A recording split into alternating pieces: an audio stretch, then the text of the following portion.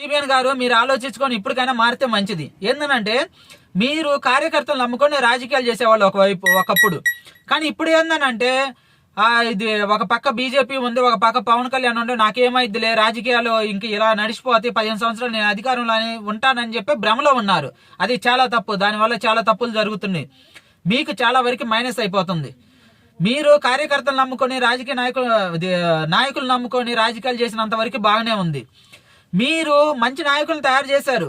కాకపోతే ఇప్పుడు ఏందనంటే వీళ్ళని నమ్ముకొని రాజకీయాలు చేయడం వల్ల మీకు చాలా మైనస్ అవుతుంది, మీ పార్టీకి మైనస్ అవుతుంది.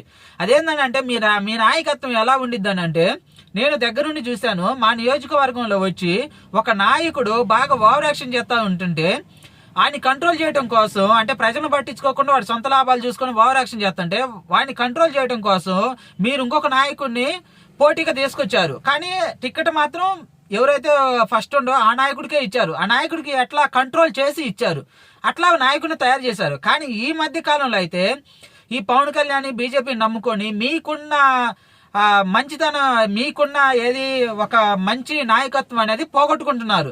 ఎప్పుడూ లేనిది మతాల గురించి కులాల గురించి మీరు మాట్లాడారు, ఈ మధ్య మాట్లాడుతున్నారు. తిరుపతి లడ్డు విషయంలో మీరు సీఎం అయ్యి ఉండి కూడా అబద్ధం ఆడారు. ఎప్పుడైతే అబద్ధం ఆడారో అప్పుడు కానించి మీరు మొత్తం నెగిటివ్ అయిపోతున్నారు.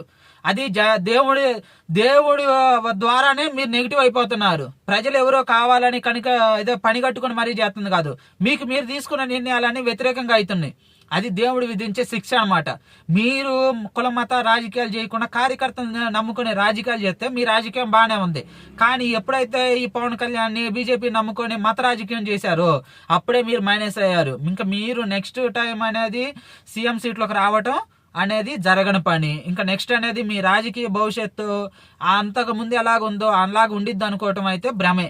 అందువలన మీరు ఇప్పటికైనా మారి, 3 సంవత్సరాల టైం ఉంది, ఇప్పటికైనా మారి ఒక మంచి రాజకీయం చేస్తే బాగుంటుంది. ఎందుకంటే మన రాష్ట్రానికి ఒక మంచి నాయకుడు కావాలి. ఇప్పుడు ఎలా మాట్లాడుతున్నానంటే జగన్మోహన్ రెడ్డి మంచి నాయకుడు కాదనంటే చదువు విషయంలో లేదంటే విద్య విషయంలో జగన్మోహన్ రెడ్డి బాగానే చేసిండు. కానీ రాష్ట్రాన్ని నిలబెట్టే విషయంలో మీరు మంచి చేస్తారని చెప్పి రాష్ట్ర ప్రజలు నమ్మారు. ఇప్పటికైనా మారి మంచి రాజకీయం చేయండి.